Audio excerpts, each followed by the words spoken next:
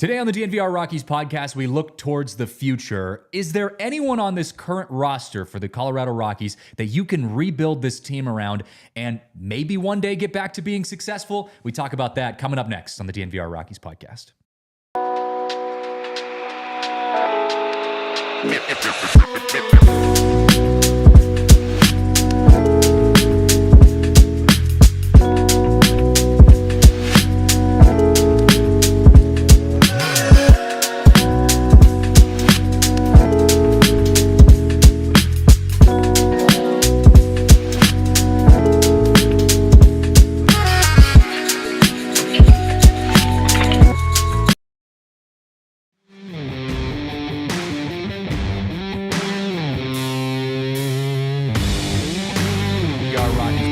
Presented by Bet365. Download the Bet365 app. Use code DNVR365. Place a bet for $5 to get $150 back in bonus bets. We are here live in studio for another DNVR Rockies podcast. The Rockies have not lost a game since we were last live on the air. That is the longest non-winning streak of the season for them. This will be the last time this happens this season. 3 days. Unless we start doing, losses. like, we could do a Sunday night show and then a Monday morning show. That would be our best guarantee for a not a win. We're not asking for wins. We're just asking for not losing. Non-losing streaks feed us here at the DNVR Rockies podcast. Rockies do start their series today. We're going to talk a little bit about that at the end of the show. The big show topic today, though, is just talking about what does this team look like in the future? What does the future of this team look like? Because obviously it needs to look a lot different than what it looks like today. And I already saw Monkey Butt in the chat saying, that maybe they need to rebuild this team around a new owner. That's part of it. And I'm not, saying that the team is going to have a new owner in the future or not, but that is something that you have to think about when you're looking at the future of this team. But specifically from a player perspective, is there guys on the team that you can actually rebuild around, or do the Rockies have to go to start from scratch? So we'll talk about that as we get going. I also want to do some power rankings around baseball, look at some of the minor league prospects, talk a little bit about our guys Tovar and Estrada, which Veen the Fiend is in the chat asking about as well, give some updates on them. So we got a lot to talk about here on the show, and it is our last show before you and I hop on a plane and are going to be watching Rockies baseball from a beach in Mexico. Yeah, it's going to be terrible. Yeah, I can't believe we're just not going to be at Coors Field for this rainy Detroit series. I know. I was going to say, is it kind of sad that we're going to be probably locked in on a doubleheader during a wedding vacation in Mexico? Or is that just does that just make us one of the sickos? Honestly, I don't know what exact game times are tomorrow, but I will be buying the Wi-Fi on the flight, and I may be getting game one. There's no better way to pass the time on a plane than watching a sporting event. Yeah, I found. So I don't care if it's 6-27 Rockies. Like, give it to me. Fucking bring it on, man. I can't just sit there in silence and stare at nothing. I hate planes. I'm not a fan of them. So anything I can do to be distracted, whether that is watching the Rockies lose or not, I'm going to be doing it. We'll be locked in. Well, hey, I don't know if you saw this, by the way, before we get into the rest of our topics. The Rockies were not the most embarrassing team in baseball yesterday. Do you know who overcame that mark yesterday? It was the team that deserves to be talked about like the Rockies have been talked about for the last year and a half, and it's the Chicago White Sox. Did you see what happened at the end of the game? Yes, I saw Well, what's funny is they prefaced it with this is the Chicago White Sox or something of that nature. And the play wasn't that bad to start. And then I was like, oh, he's going to, this kind of is going to work out. They're just going to throw the guy out at second base. And then the ball sails into left field. And I'm like, oh my God. And from a different player, too. Like the guy, the second baseman missed it. And then the shortstop was the guy who threw it over into, it was not good. It was not good. But the White Sox lost a game in the worst way possible. And it was not the Colorado Rockies. I did kind of feel bad for them, though. But, it's the way it goes. That's the way it goes. So let's dive in. Who on this current roster do you rebuild around if you're the Colorado Rockies? Are there any players, and I guess before I even go into this, I should go back and set some context here. The Rockies have been saying for years that 2026 was going to be the year that we became a competitive baseball team.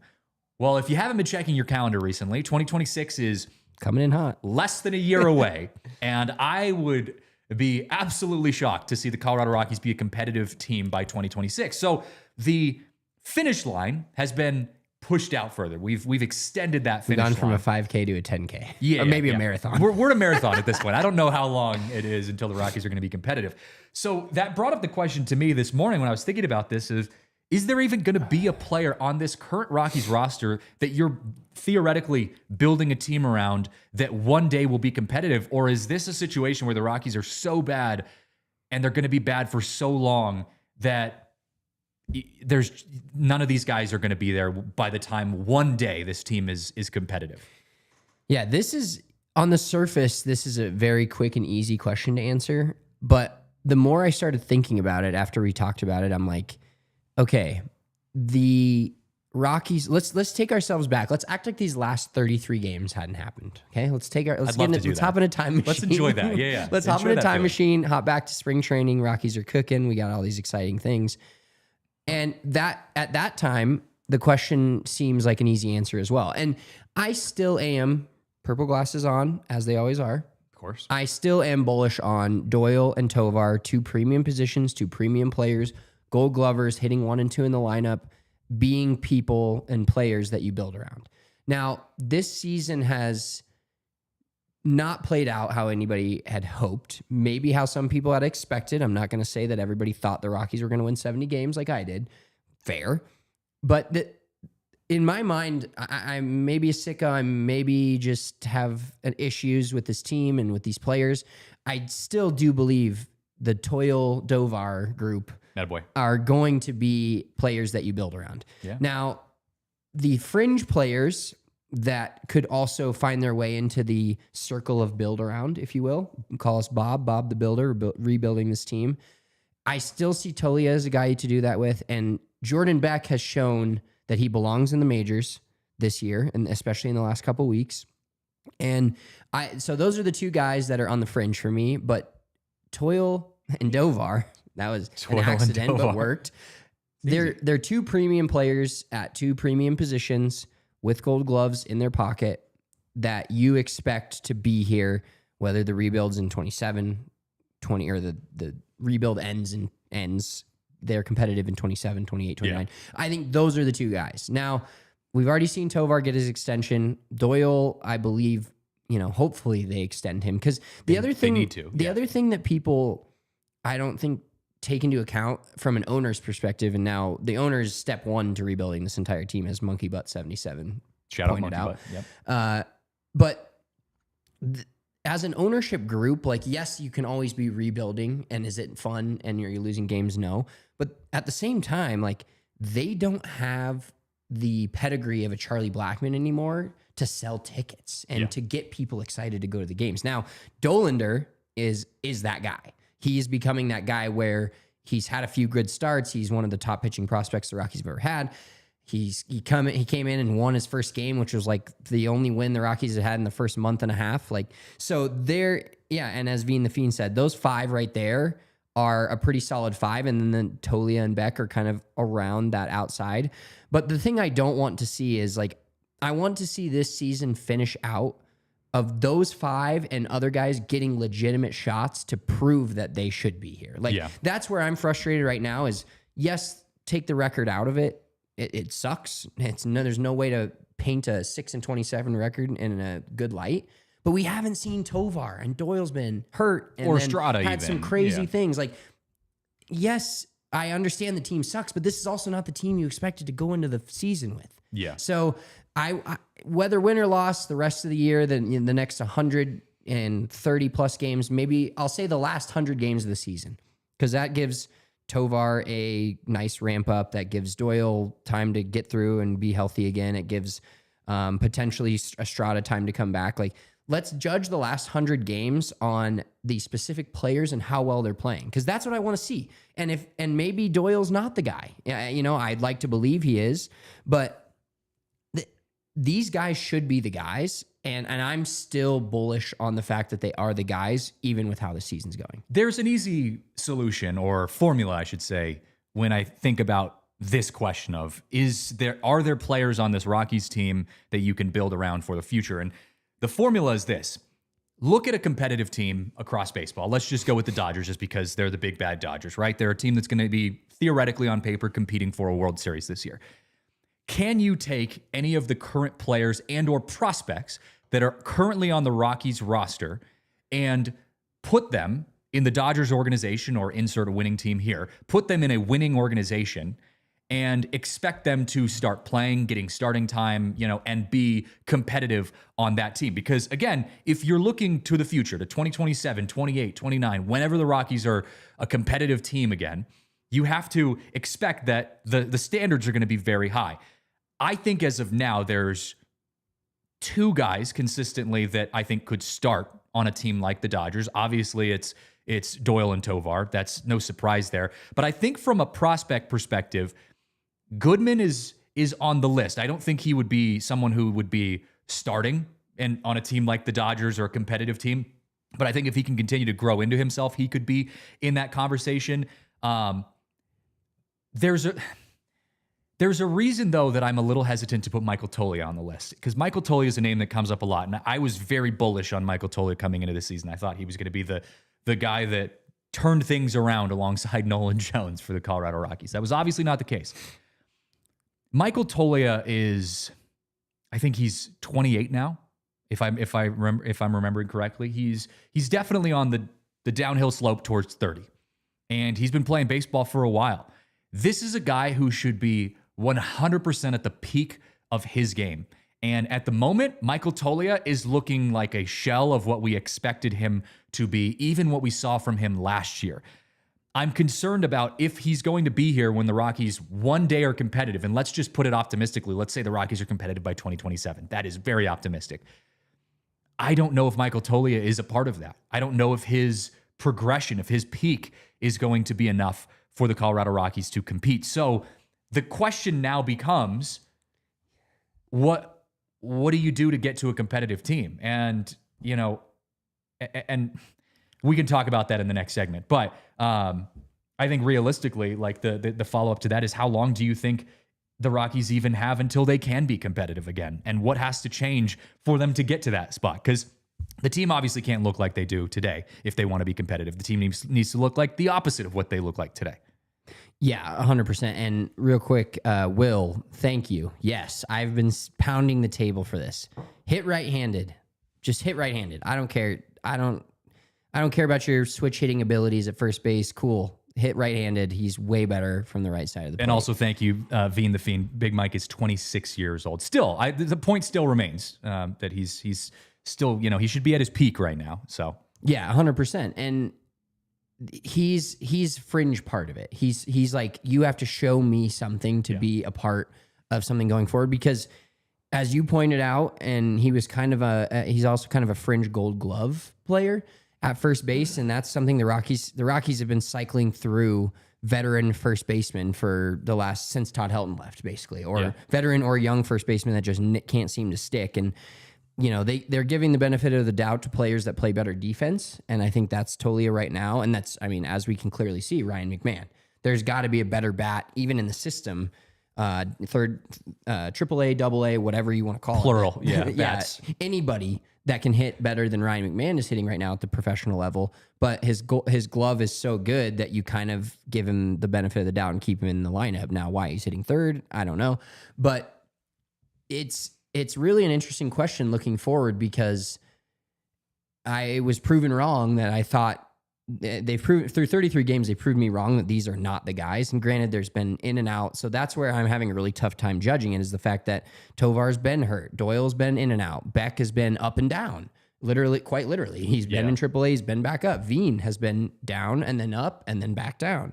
Amador doesn't seem to be sticking. So I think the Rockies team really, it could look very similar to this core with a winning team in 27-28, but the Mickey Moniaks and the Kyle Farmers and the Nick Martinis need to be premier free agent signings, not bottom of the barrel free agent signings. That's what in my mind, a good Rockies team is the Toyo Dovar.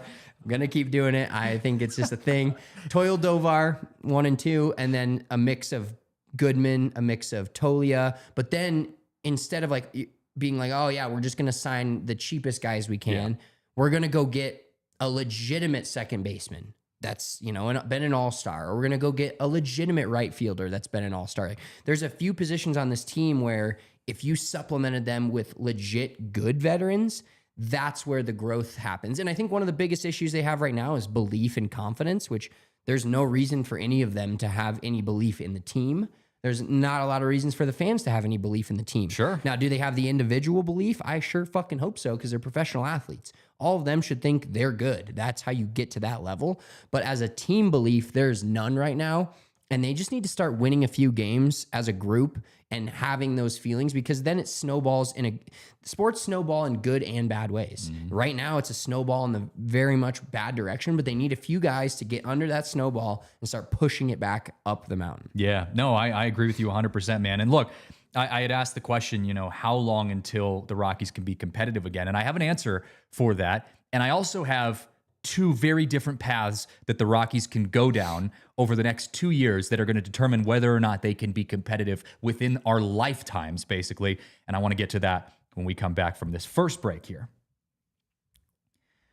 Well, I want to give a shout out to our friends over at First Bank. Whether on the road or at home or somewhere in between, First Bank makes banking easy, convenient, and secure. Their mobile banking app allows you to check balances, pay friends, and manage your money anytime, anywhere. And here's the best part. Open a new First Bank checking account today and you could earn $300. That's $300. First Bank is all about helping you stay on track. Their tools make it easy and simple to stay in control of your finances without any hassle. No matter where life takes you, First Bank gives you the freedom to bank how and when it works best for you. So if you're ready for a better banking and the chance to earn a little extra, head to efirstbank.com/bonus. That's efirstbank.com/bonus to open your account. Bank how you want, when you want. With First Bank, certain restrictions and requirements apply. Member FDIC.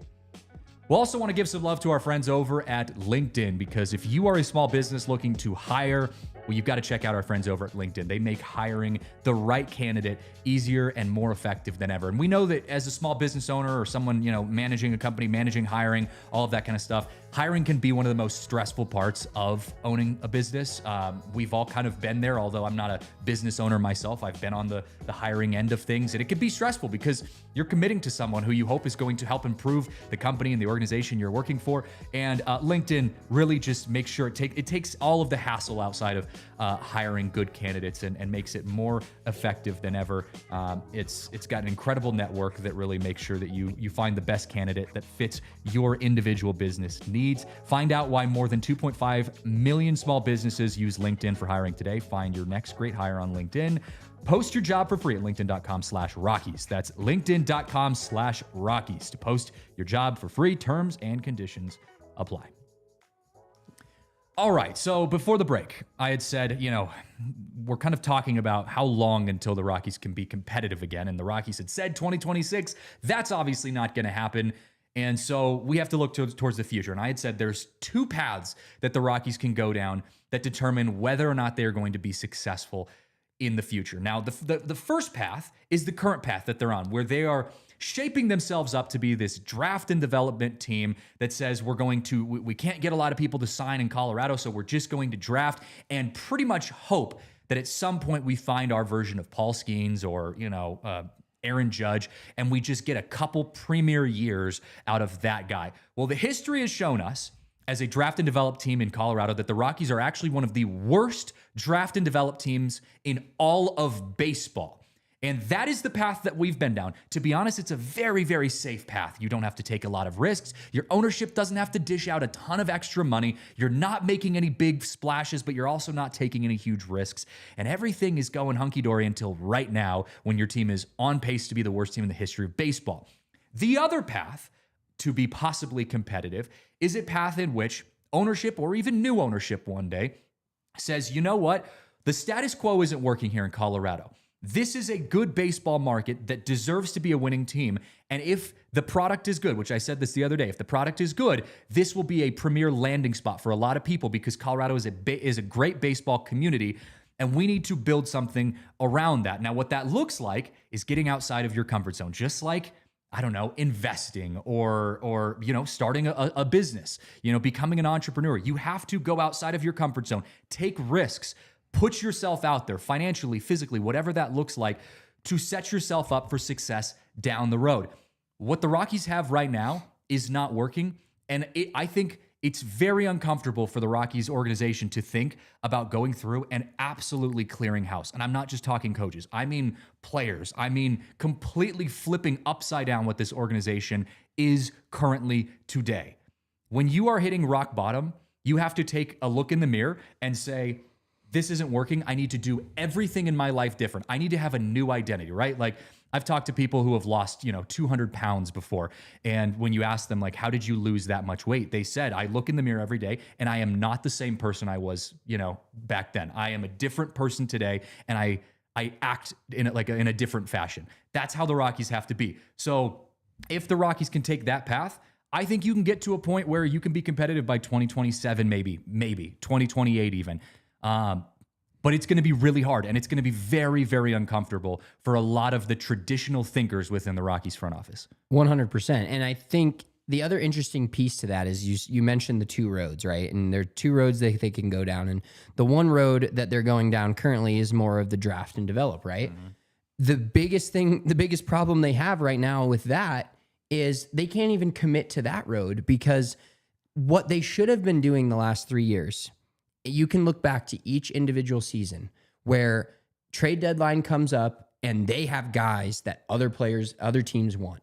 They have guys that can be sellers, and they can give good players, I'm not saying great, good players who are valuable to these other teams and get prospects and retool your farm system in order to draft and develop. And they haven't done it. And that's been my biggest frustration is if they believe draft and develop is the way, like, do I think I'm a smarter baseball mind than the Rockies front office? No.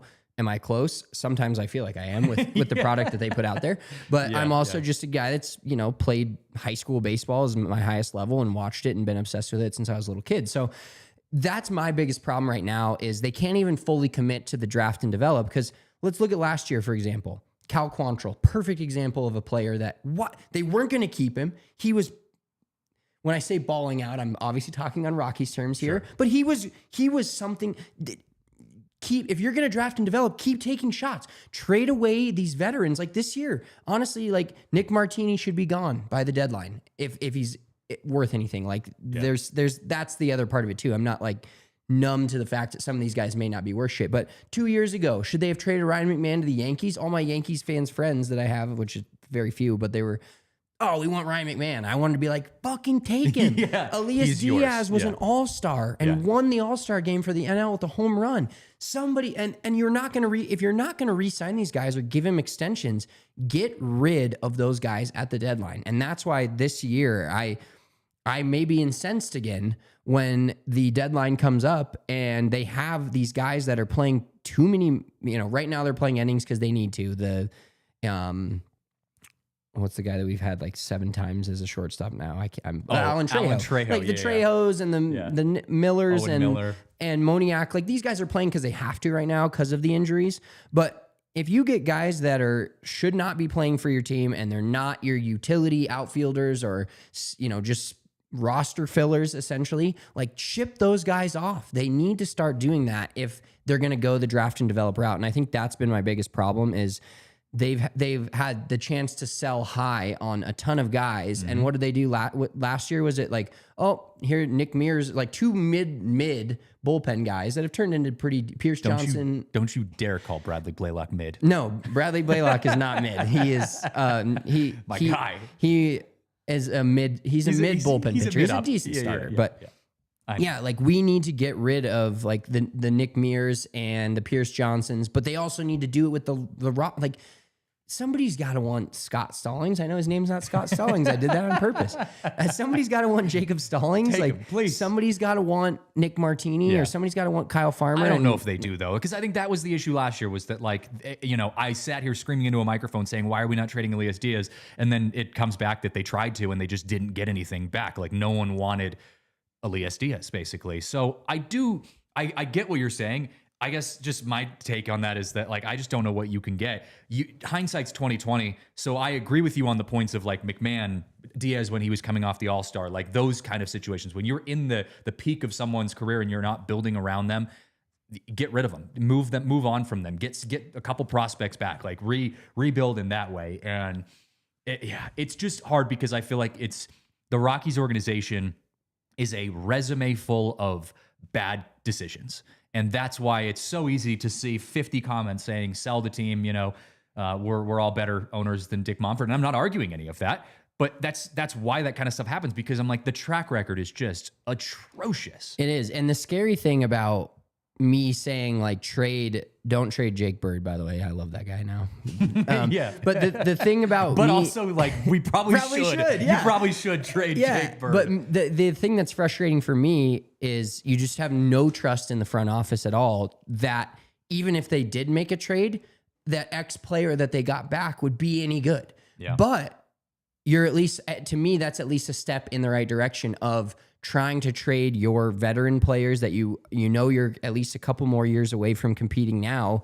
It's obvious, and it should be obvious to the front office too. And you've seen the comments from Dick Monfort go from, oh, we should be a competitive baseball team, to, oh, maybe we're, if this and this and this goes right. Like, you can see the deterioration of his mind and where he sees this baseball team at, and people shit on him for it, and well deserved. Like, they should have shit on him for it. But that's the thing, is I do not trust the organization to trade the players and get the right, like, the Rockies have never been this gargantuan, but they did make a trade for Carlos Gonzalez back in the day. They did make a trade for German Marquez back in the day, which they traded for a prospect. They made the trade for DJ LeMahieu, who wasn't a proven player, and then he came up and became this fucking all-star. So they used to be able to do that in some instances, and now we're just not seeing it anymore. It's all about the timing. It's all about the timing of everything. That's the issue, is that the Rockies have made trades, but or even attempted to make trades, but they just do it at the worst time when a guy's already washed up or you miss the value. Again, I go back to this whole,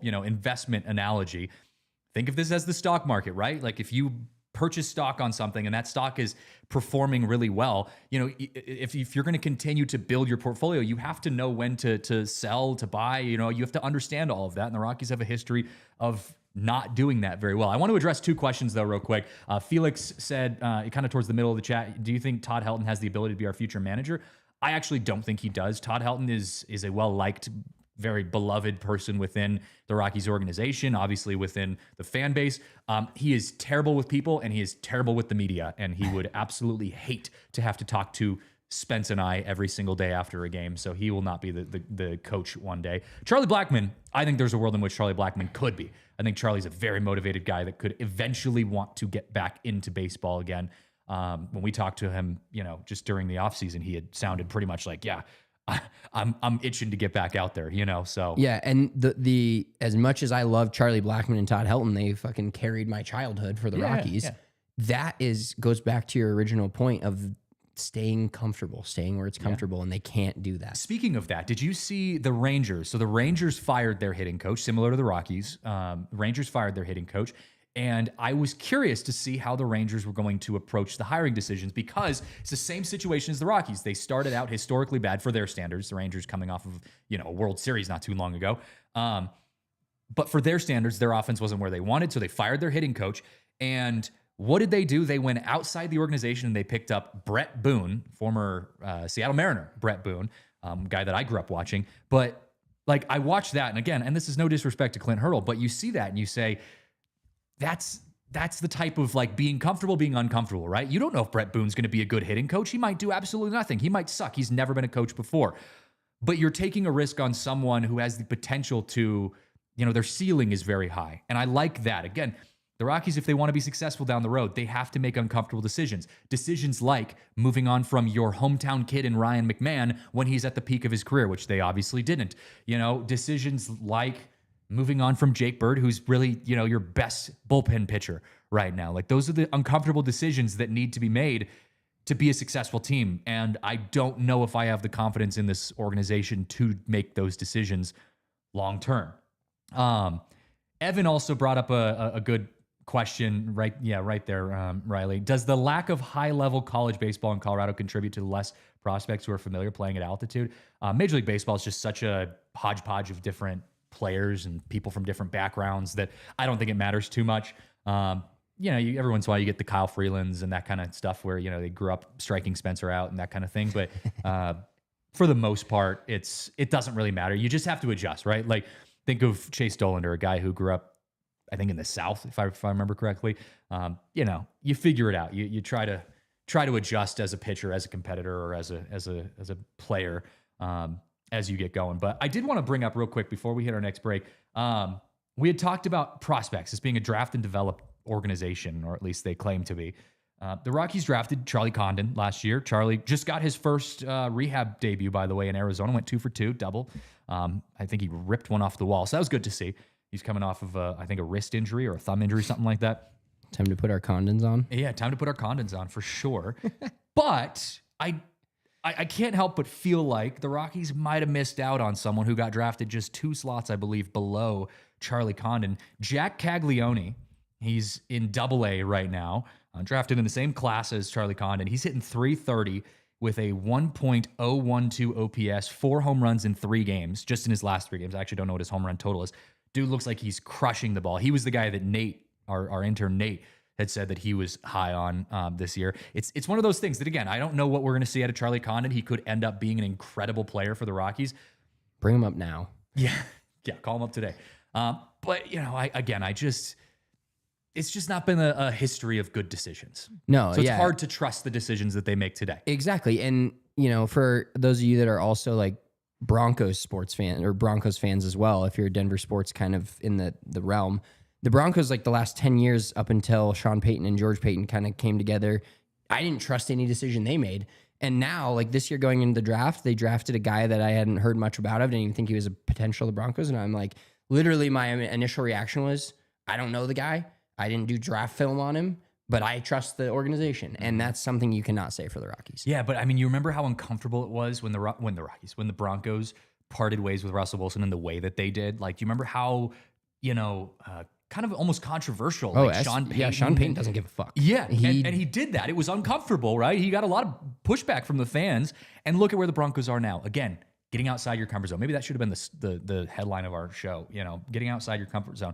Well, let's get back into our comfort zone here.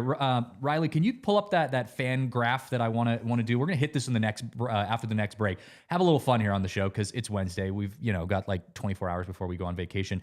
And so I put together a fan graph that I want to talk about and fill out when we come back from this break.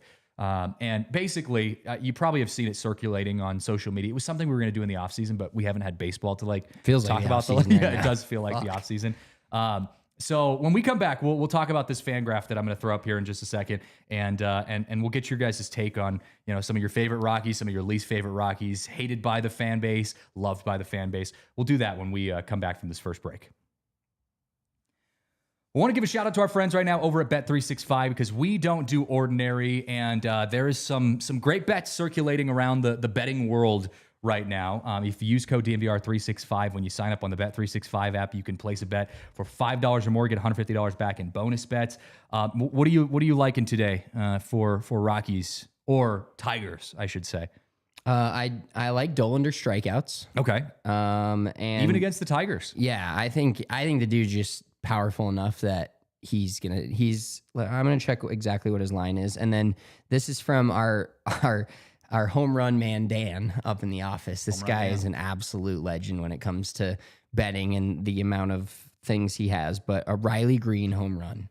Chase Dollander's gone 2 straight starts without giving up a home run, and as good as I think he is, he does tend to. I think that if he's given up 12 runs this year, and I'm just guessing at that number, 10 of them have been off home runs, or 11. He doesn't give up runs unless somebody hits one out of the park. True. So It's true. Riley Green to hit a home run tonight seems like a decent bet. It's a good lock. Good lock. I love it. Well, like I said, use that code DNVR365 when you sign up on the Bet365 app and see why it's never ordinary at Bet365. Must be 21 or older and physically located in Colorado. Please gamble responsibly. If you or someone you know has a gambling problem and wants help, call or text 1-800-GAMBLER.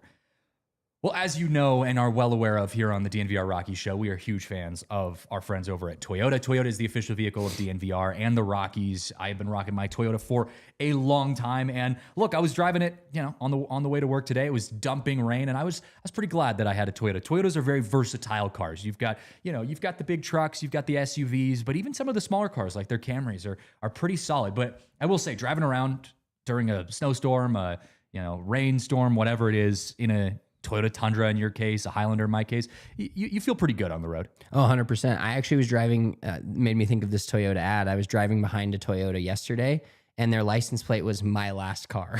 And Love that. Yeah. So that's how long they last. And that's true. Like that could be, you could buy a car at Toyota at like 50 years old and drive it for another 200,000 miles. And it is your last car. We don't want anybody to die in a Toyota, but the literally last car. And I saw that license plate and I was like, that's hilarious. That's it. That's the one. That's the one. They do. They last forever, man. Mine's almost 200,000 miles. I'm telling you, it's getting up there, but it is still kicking. So visit your Front Range Toyota stores at a location near you. AutoNation Toyota, Arapahoe in Centennial, Corwin Toyota in Boulder, Groove Toyota in Littleton, Mountain States Toyota in Denver, Stevenson's Toyota East in Aurora, and Stevenson's Toyota West in Lakewood. Toyota is the official vehicle of DNVR. All right, let's have a little fun here. Real Riley, quick, Chase Dollander plus 6 plus strikeouts is plus 128. Bet 365 app. not bad. Six. Six strikeouts? Yeah. He did. Did he have 6 last? I don't think he had 6 in his last start though. I think He didn't give up a home run either though. No. So okay, maybe balance that's it out the a little key. bit. Maybe Balance it out a little bit. More strikeouts mean more home runs. We'll see. See if the Rockies offense That's like can show up baseball today. now. More strikeouts, more home runs. That actually is baseball. Yeah. I mean, look at the Yankees. Yeah, exactly. Riley, throw up this fan graph for us. Let's do this. So I threw this together, and I thought this was kind of fun. I saw someone else had done this, and I wanted to make one for the Rockies. So I wanted to ask the question. If you had to fill out this grid here based on any current or former Rockies player, how are you going? First row. So I obviously great player, loved by fans. Todd Helton. I mean, that's as easy as it gets. Hall of Famer. Great player and fans are divided. I'm curious to know what your thought is on this. What do you think this would be? So, great player, but the fans are divided. I mean, for me, it's Nolan Arenado. Oh yeah, that's perfect. Because I know there are people like you who hate Nolan Arenado with a vengeance, but there are people like me that are like, he's fine. Like I understand why he left Colorado. That is a great one. That's perfect. So Nolan Arenado is kind of my guy on that. Great player, hated by fans. So this one, if you're looking at like the scope of a career, you could put a lot of players here because you could put an Ian Desmond here.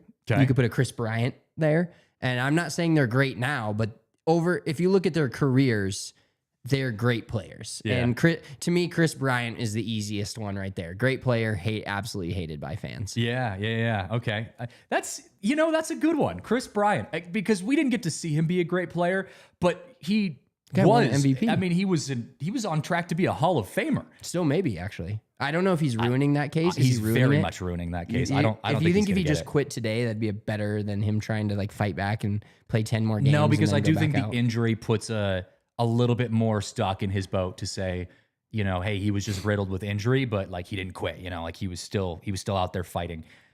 I don't know if Chris Bryant's a Hall of Famer though. That's a tough one. I actually think Nolan Arenado might have a decent chance of being a Hall of Famer one day, but Chris Bryant, yeah. But that's a good one. So great player, hated by fans. Chris Bryant, absolutely. Average player, loved by fans.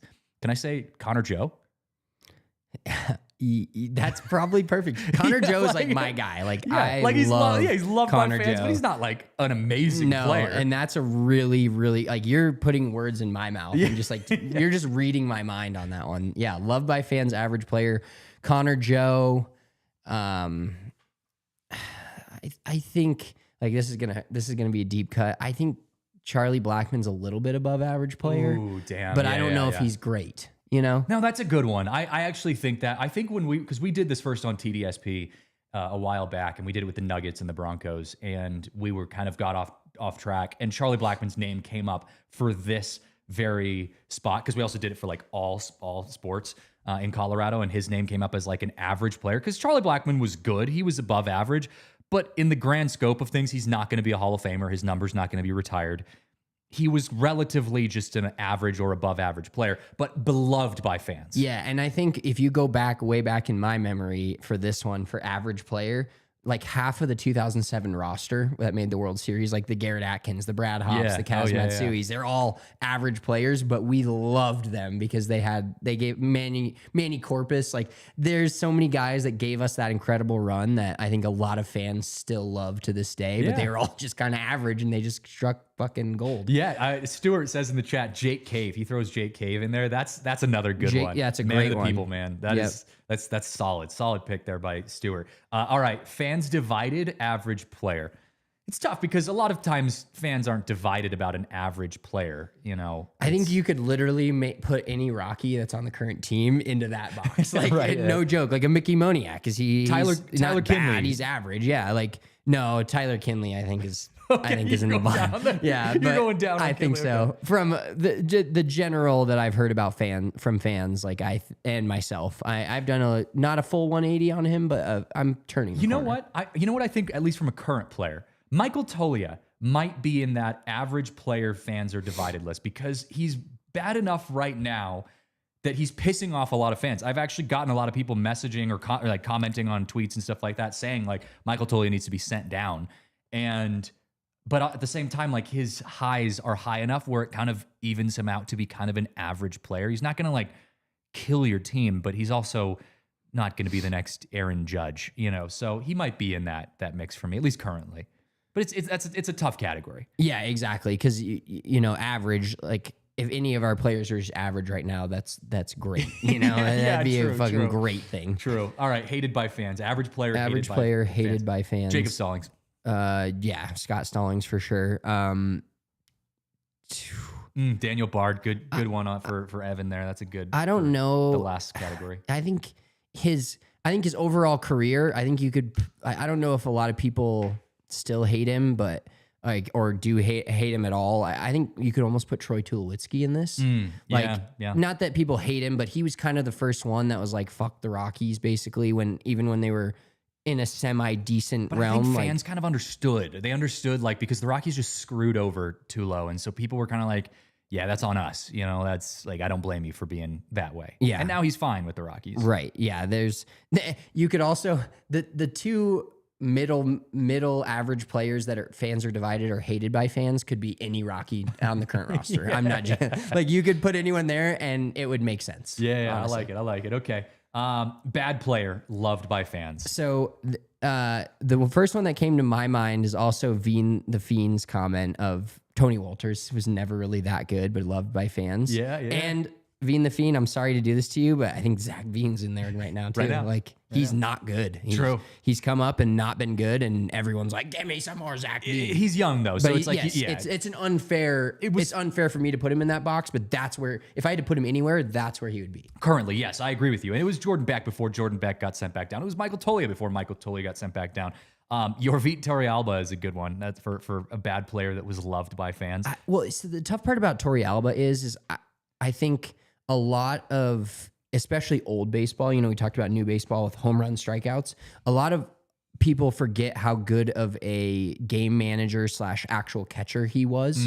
And I think that gets lost on a lot of people because now it's like, if your catcher doesn't hit 20 bombs, he's kind of a bum. Like they don't really think about how good they are at defense unless they win a Gold Glove, you know, like then it's like, oh, maybe this guy is pretty good. But like, to me, catching, because I am a catcher and I was a catcher, so I'm way more biased on this. And now with PitchCom and all this other shit that they have, it's very much not the same game of catching. But a catcher to me, if they hit 10 home runs, 5 home runs, and hit 220 and hit an eighth in the lineup, I don't care. You catch a good game, you block the pitches you're supposed to block, and you don't make errors behind the plate. That's all I need from a catcher. Okay, so you're a defensive catcher.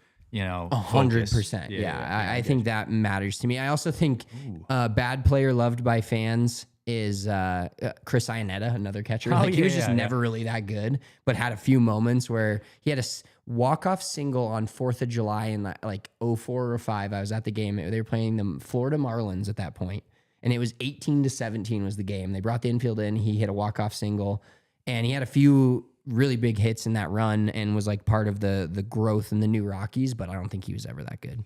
I want to throw a name out there, and I want to know where you'd put him. Dante Bichette.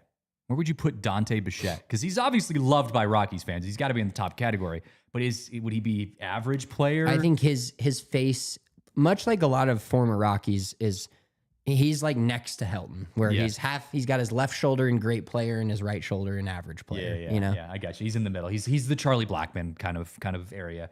Yeah, I get that. Brendan Rodgers, another really good suggestion for bad / divided. I don't know if Rodgers would be considered bad because he obviously, you had the Gold Glove, you had the, you know, he had a couple seasons offensively that were good. Well, and a lot of it, he didn't live up to the standards that we expected. I was just gonna say a lot of it too is I think they drafted him 3rd overall. When you do that, you expect Bryce more Harper from a guy. Yeah, you expect a guy like that. If you draft a guy in the top 5, you expect him to be. That's a great one. That is Evan. such a good one, Evan. Yeah, bad and divided. I want to see him at the fucking major leagues. I know, but there are before so we many call people him who bad. hate Come that. on, I know. There are so many people who are like, get that off my team. Why is he jumping? The Rockies are 6-27, which is why he's not going to make it to the big leagues this year, because I guarantee you the front office does not want Jeffrey Yon, hopping 10 feet in the air for a strikeout when you're 10-40 on the year. So that's a great suggestion. Bad player hated by fans. I'm going KB on this. And I know we already put KB in great player hated by fans, but I think you could argue that KB could also be in the, if you're at least looking at the Rockies, bad player hated by fans. Yeah, and this is another, I'm not taking the easy way out here, but it just fits. This is another one where you could pick any Rockies free agent signing from the last 10 years, and they're probably in this category if they signed a semi-expensive deal. The Ian Desmond, the KBs, the fans hate them because we wanted to love them so much. Like when the Rockies signed KB, I was like legitimately energized. I was like, oh my God. Just because they did something. Yeah, they were I was like, you guys spent $150 million, whatever it was, on this former MVP. He's going to come in. He's going to be great at Coors Field. And then he just sucks. And Desmond especially, like, I think one of the comments, bad, hated, Will's perfect, Daniel Murphy. Like I said, plug any Rocky that they signed as an expensive free agent in that came here and just sucked ass, and we all started to hate him after we got so excited that they were a Rocky. Yeah. What would you put? Except for Michael Kadire, I will say. Michael Kadire, when we signed him, he fucking balled. Yeah, he did. Great. He did. I remember that. A little bit of memories there. What about Ubaldo Jimenez? Where would you put him? I would say he's in with that 07 team of average player loved by fans. Yeah. And he borderlined great a couple times. Yeah, I mean, throwing the only Rockies no-hitter, he's going to be loved by fans for forever because we may never get another one of those ever again. So, I think with Bud Black overall, managing our pitchers. Yeah, overall average player loved by fans. Like I said, any 07 Rocky you could put in the top 3, no matter where they were, and then any current Rocky you can probably put in the middle category or the bottom of hated by fans. That's fair. I just have this reoccurring nightmare that happens every single night where I imagine the Rockies pitchers throwing a no-hitter going into the 9th inning, and all of a sudden Tyler Kinley comes running in from the bullpen. Bud Black didn't realize he was throwing a no-hitter, and you ruin the no-hitter because of that. That's a ever-going nightmare for me. Trevor Story, I would put him in. I think he's an average player loved by fans. I think Trevor Story was one of the guys where everybody wanted us to re-sign him, and then the Rockies did a Rockies thing and didn't. And just were like, you know, he had like his first game as a Rocky, he had like a 3-homer game in Chase Field opening day, and it was like, oh my God, this guy's gonna be great. And he was a great shortstop for a long time now. Is still above average to average player in the MLB. I'd put him in the great category. Think so? And maybe it's more towards the Charlie Blackmon situation, but I'd put him in that. Hey, we got to take a quick break, just timing wise. I know Riley's pulling his hair out over there. We're gonna pause for a quick second. We'll continue the conversation in just a second. All right, picking back up where we left off. Trevor Story, I'd put him in the great-ish conversation just because he's been consistent too in his career. Like, I mean, he had a couple down years, but he's been pretty relatively consistent for that. And he's also still playing well for the Red Sox. So yeah, and he's a guy that I think he's never been a bad baseball player. He's just been an injured baseball player. Whenever he's not having a good season, you can most likely point to the fact that he just had a shitload of injuries. Yeah. Tapia is another good one. Great. Great one. Yeah. Average to bad, but loved. 100%. Yeah. Like that guy is electric. It's the fact that the fact that I can picture Tapia and Veen is the white Tapia. He is. He really is. He is the tapioca. Is. Were we doing this show? Was it live when we were talking about bringing Tapia back? If that would be the Rockies, that would be such a Rockies thing to do. And then we realized during the show that he was not even playing, not even in the MLB yet. He'd been out for like 2 years. So yeah, that's as Rockies as it gets. Well, Yeah, that was fun. That was good. We'll update that, at some point, and we'll probably revisit it. That's some point fun. in the offseason. That is a fun one. That's a good I like one. that. It brings you through memory lane for a second. At least gives you a chance to look back on the average, the good times, all those former times. Let's talk a little bit about the games coming up here, though, because the Rockies are about to go on a three game stretch against the Tigers, which I'm going to be shocked if they can win a game at this point, just given how good the Tigers have been. That's not a knock, or maybe it's kind of a knock on the Rockies, but the Tigers are a really damn good baseball team. Their pitchers are impressive. Jackson Jobe pitching tonight against Chase Dollander. Is there even a chance, is the game possibly going to get rained out today? And if that happens, would we do a triple header? That would be electric. A triple header from Mexico would be wild. Yeah, I would love that. Wow. Just a whole day of baseball. Just a baseball bukkake. Yeah, that would be it, man. That would Rockies bukkake. Nobody wants that. Nobody needs that. Nobody needs that. Chase Dollander getting another start in the rain, though. It's gonna be interesting. A triple header would be insane. How do we think? What version of Chase Dollander do you think we get today? It is interesting that you said he didn't get to his strikeout numbers on the Bet365 app. Is 6+ is plus 128, and then 5+ is minus 175. So they think he's going to be right in that 5.5 range. It is interesting to think if he pitches a little bit more to contact, if he's better overall. Because when he against the Braves, he outdueled Chris Sale, and I think he had 6 strikeouts in that game, but. Not that I want him to change who he is, because he's got to be the best version of himself to be the guy that we all hope that he's going to be for a Rocky, in the Rockies uniform, hopefully not any other uniforms anytime soon. But he's just got such an electric stuff that I think, to me, it's just go out there and strike out 10. Yeah. Just be the guy you... Just a casual 10 Ks. Yeah, just be the guy you are and get, the nice thing is the bullpen has been pretty good. Relatively speaking, of course, everything we say is relatively speaking, but everybody's rested. They haven't played since, I don't know the last, there's not a ton of 2 days off in the MLB. You don't get back-to-back days of no baseball. So bullpen should be rested. I just want him to give me 5 or 6 innings. I think that's one of the things, the Rockies haven't had a ton of strikeout guys, in their 30-year history of guys that are just they're going to blow you away. The Spencer Striders of 10, 12 strikeouts. But especially at Coors Field, that elevates your pitch count extremely quickly. So the guys that can work to contact a little bit, especially keep the ball down, I think have a little more success in going longer. But, give me a perfect scenario tonight is Chase Dollander, 6 innings, 2 earned runs, 6 strikeouts, and then you go Bird to Halverson to Kinley. Boom, you win 4-2. Okay, I like that. That's what I'm hoping for. Yeah, I like that. Hey, this brought up an interesting thought though for me. We were talking about Ubaldo Jimenez being the only Rocky to ever throw a no-hitter, and you saying kind of that may never happen again for the Rockies.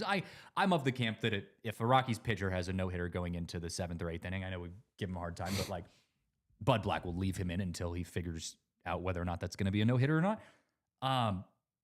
Is there a single person on this current roster for the Rockies that you think could throw a no-hitter? And who would it be?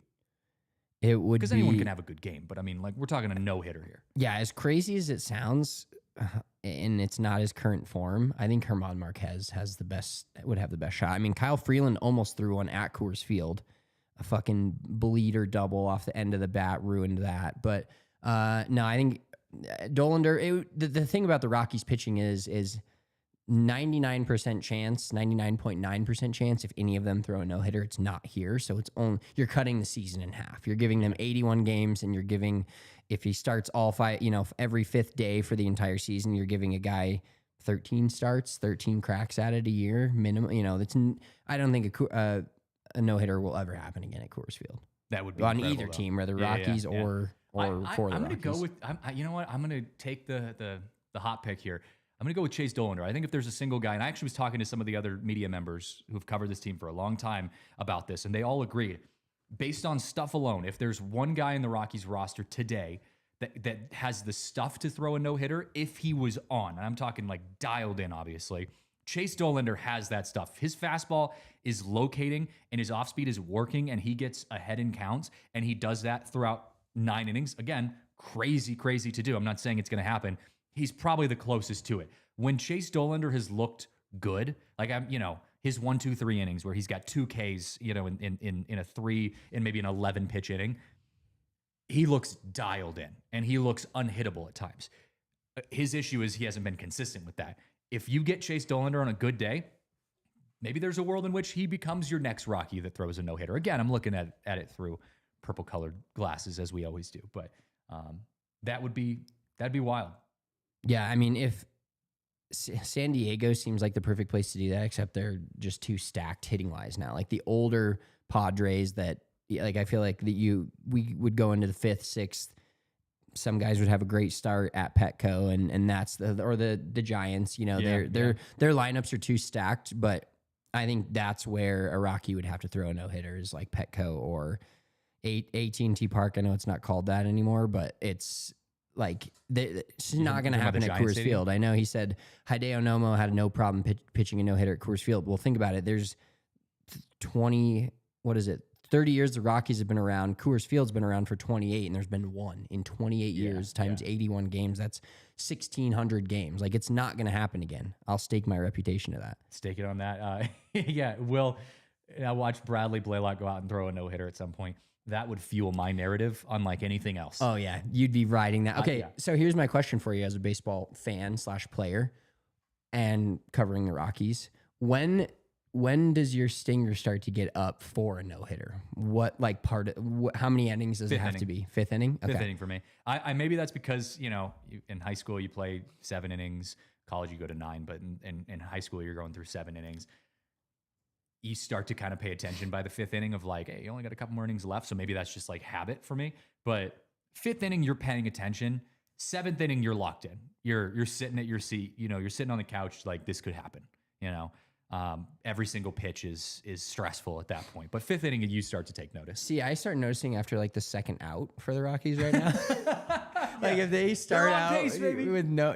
The Rockies do a great job outside of German Marquez of getting a 1-2-3 first inning. Ryan Feltner, without hesitation, goes like 9 pitches, 1-2-3 inning.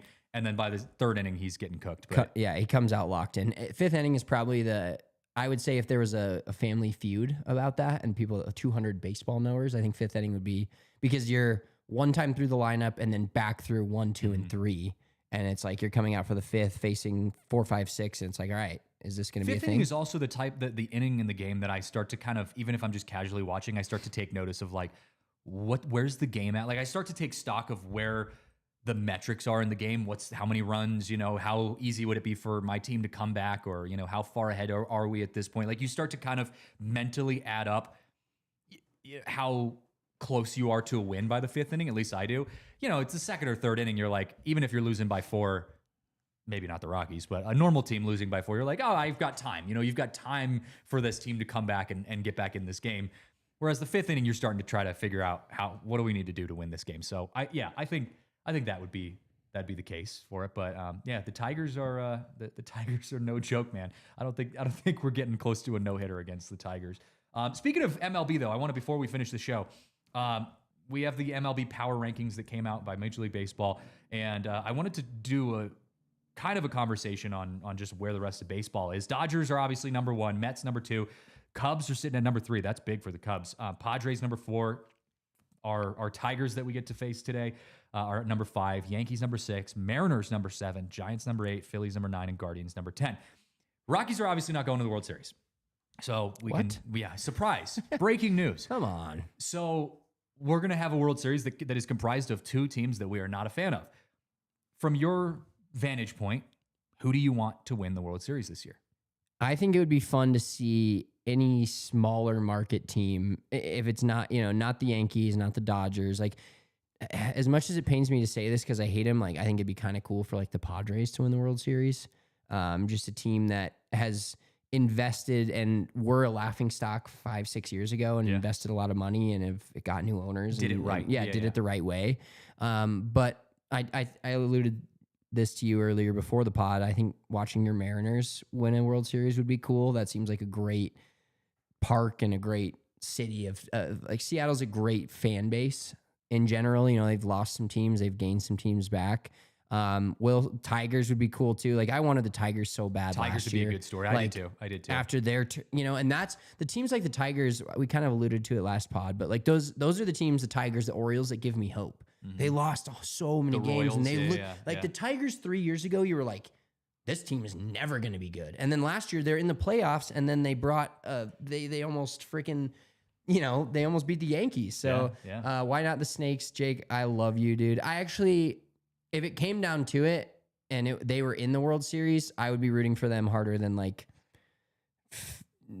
14 other AL teams for sure. Like I kind of enjoy the D-backs. Yeah, they're not bad. By the way, for those watching on television, we are going to overtime to continue this conversation just as we wrap this up.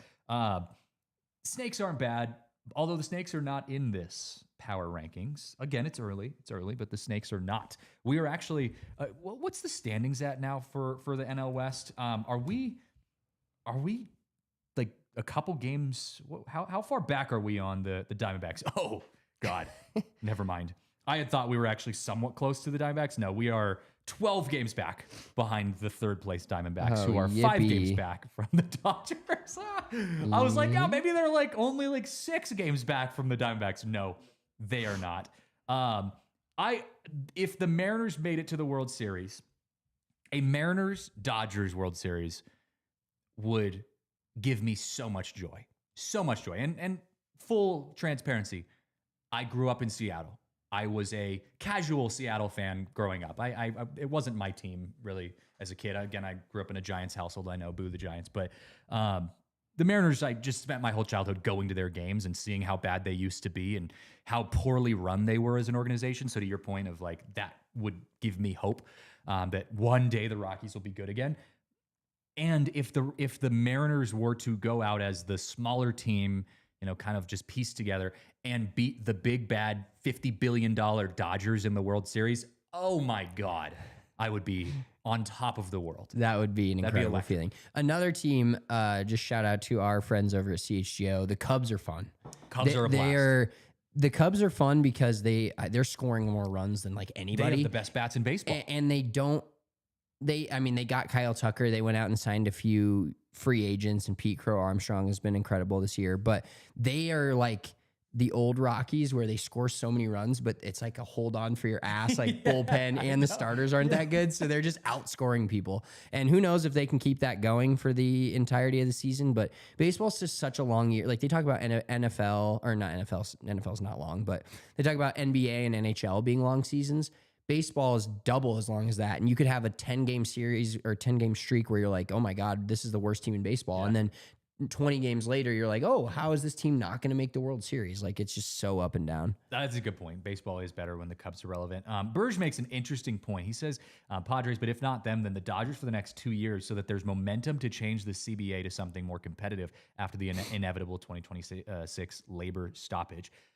Fascinating point. I hate you for it because I will never, ever say that I'm going to root for the Dodgers. Even last year when the Freddie Freeman story was great and whatever. We are a full fuck LA show here. But that being said, if you want to get results of changing the CBA, you're right. That would be the way to go about doing it. That's exactly the same vein as rooting for the Rockies to be the worst team in baseball and have nobody go to the games so that we can get a new owner. It's the same vein of something needs to change, and how does that change happen? Maybe the Dodgers winning 3 straight World Series would make that change happen. But I still don't want to see it. I do not. That sounds like hell. I still don't want to see the Rockies go 20 and 142, but maybe if it makes change, it'll feel better in the end. I know someone said that Dick Monfort was tanking just to show baseball that there needs to be a salary cap and salary floor. That's a good take. He's playing chess and everyone else is playing checkers. That's one way of looking at it, man. What a take.